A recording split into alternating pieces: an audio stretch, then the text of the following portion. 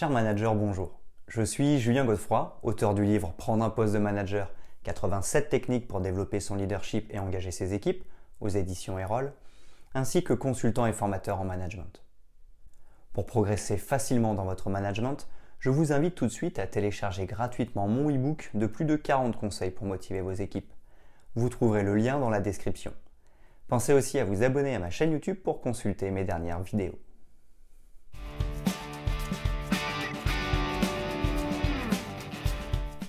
Le pilotage stratégique est l'art et la science de la gestion des décisions à long terme au sein d'une entreprise. C'est un processus qui guide la direction de l'organisation en alignant les objectifs sur une vision claire et en définissant les étapes à suivre pour atteindre ces objectifs. Pourquoi le pilotage stratégique est-il si crucial dans le monde des affaires? Tout d'abord, il permet de donner un cap à l'entreprise, une vision qui inspire et motive les employés. Ensuite, il aide à allouer efficacement les ressources, que ce soit en termes de temps, d'argent ou de personnel. De plus, il permet de rester compétitif dans un environnement en constante évolution. Les entreprises qui négligent la stratégie risquent de perdre leur avantage concurrentiel. Nous allons plonger profondément dans les concepts clés du pilotage stratégique. Pour cela, nous allons explorer les étapes de la planification stratégique, la mise en œuvre des stratégies, la mesure de la performance, ainsi que les défis auxquels les entreprises sont confrontées.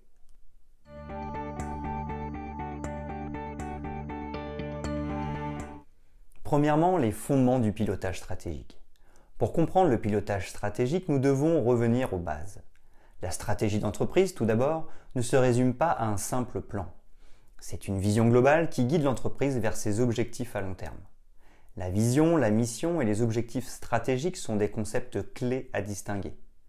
La vision représente la destination souhaitée. La mission définit le but fondamental de l'entreprise et les objectifs stratégiques sont les étapes concrètes pour réaliser cette mission. En outre, la culture d'entreprise joue un rôle crucial. Elle influence la prise de décision stratégique et leur mise en œuvre. Une culture adaptée favorise l'alignement avec la stratégie, tandis qu'une culture discordante peut entraver les progrès. Enfin, l'analyse de l'environnement est incontournable. L'analyse Pestel examine les facteurs politiques, économiques, socioculturels, technologiques, environnementaux et légaux qui peuvent influencer l'entreprise. L'analyse SWOT évalue les forces, les faiblesses, les opportunités et les menaces, aidant ainsi à prendre des décisions éclairées en matière de stratégie. Ces bases constituent la fondation du pilotage stratégique, essentielle pour élaborer une stratégie solide et efficace.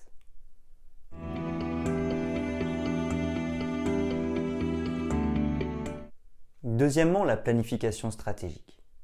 La planification stratégique est une phase cruciale du pilotage stratégique, définissant la trajectoire de l'entreprise. La première étape est la fixation d'objectifs stratégiques précis, répondant aux critères SMART, spécifiques, mesurables, ambitieux, réalistes et temporellement définis.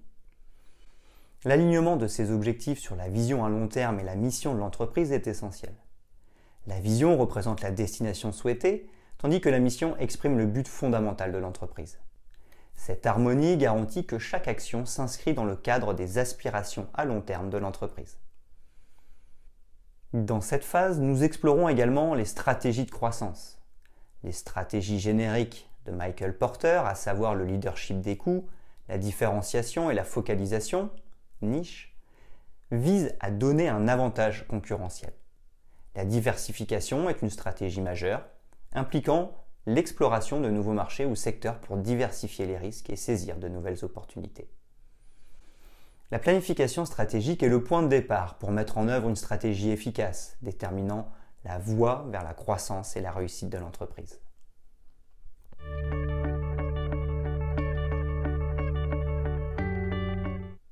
Troisièmement, mise en œuvre de la stratégie. La mise en œuvre de la stratégie est l'étape où la planification devient réalité. Pour réussir, il est crucial de bien structurer l'organisation. Cela signifie avoir une structure qui soutient la stratégie.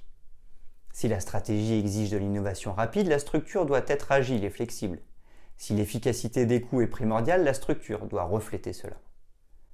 De plus, la culture d'exécution est tout aussi importante. Une culture qui encourage l'exécution de la stratégie est essentielle pour obtenir des résultats.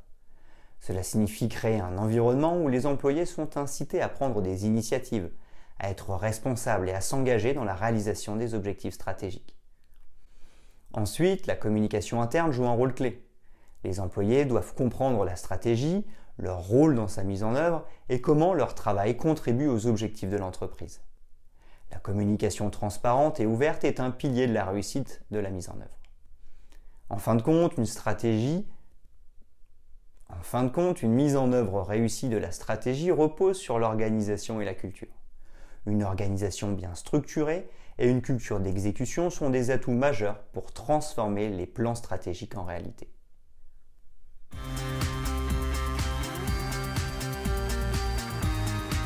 Quatrièmement, mesure et évaluation de la stratégie.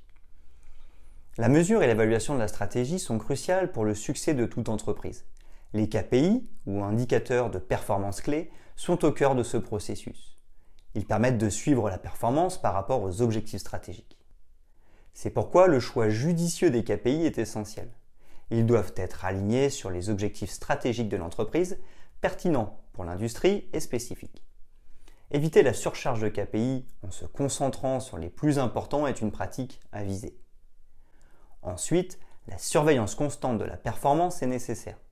La collecte et l'analyse régulière des données permettent de repérer les tendances, d'identifier les domaines à améliorer et de célébrer les réussites. Une feuille de route précise et synthétique permet un excellent suivi. Enfin, l'adaptation est la clé. Si les résultats ne correspondent pas aux attentes, il est crucial d'ajuster la stratégie en conséquence. Cela peut signifier une révision des objectifs, des tactiques ou de l'allocation de ressources. La mesure et l'évaluation de la stratégie sont des outils puissants pour maintenir l'entreprise sur la bonne voie, identifier les opportunités d'amélioration et s'adapter aux évolutions du marché et de l'entreprise. Cela garantit que l'entreprise reste agile et axée sur la réalisation de ses objectifs stratégiques.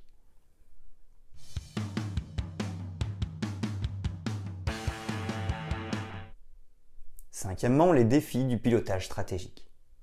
La mise en œuvre du pilotage stratégique n'est pas sans obstacle. Cette section se penche sur les principaux défis auxquels les entreprises sont confrontées dans ce domaine. La résistance au changement est l'un des défis les plus courants. Les employés peuvent être réticents à abandonner les anciennes pratiques et à adopter de nouvelles stratégies. La communication efficace et la gestion du changement sont essentielles pour surmonter cette résistance. La gestion des risques est un autre défi majeur. Les décisions stratégiques comportent souvent des risques et il est essentiel de les identifier, de les évaluer et de mettre en place des mesures d'atténuation. Ignorer les risques peut entraîner des conséquences coûteuses. L'adaptation à un environnement en constante évolution est également un défi permanent. Les entreprises doivent rester flexibles et capables de s'ajuster rapidement aux changements économiques, technologiques et concurrentiels. Les entreprises qui ne parviennent pas à s'adapter risquent d'être dépassées par la concurrence. En somme, le pilotage stratégique comporte des défis importants, de la résistance au changement à la gestion des risques et à l'adaptation constante. La capacité à relever ces défis est cruciale pour le succès à long terme de l'entreprise.